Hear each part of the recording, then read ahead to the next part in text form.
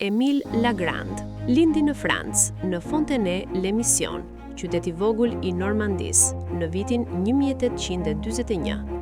Pas studimeve ai udhtoi disa vite në viset e limjes dhe në vitin 1887 u emërua mësues në shkollën kombëtare të gjuhëve të limjes në Paris për të rrëfyer gjuhën greke.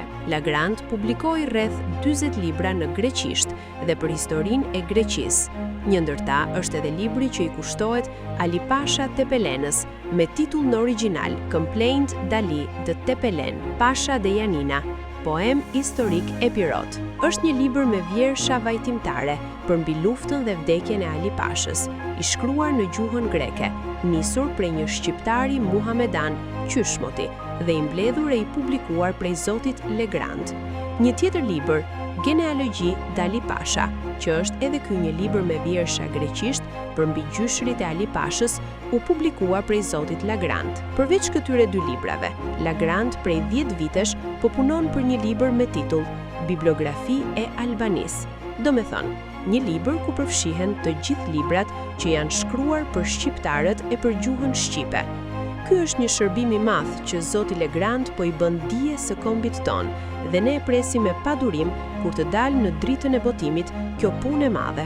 Gustav Mahler u lind në Gros Strelic, si vizi e Prusisë, në 25 nëntor 1871. Në vitin 1871 ishte mësues i gjuhëve të vjetra në shkollën e Gothës.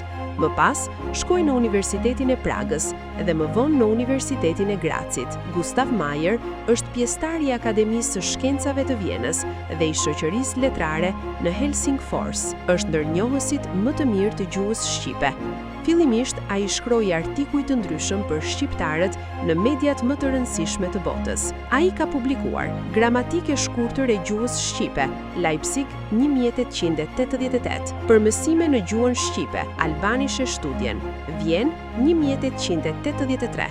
1885, fjalori i përfunduar i fjalëve në gjuhën shqipe, Strasburg 1890. Holger Pedersen lindi më 7 prill 1867 në Jutland, Danimark.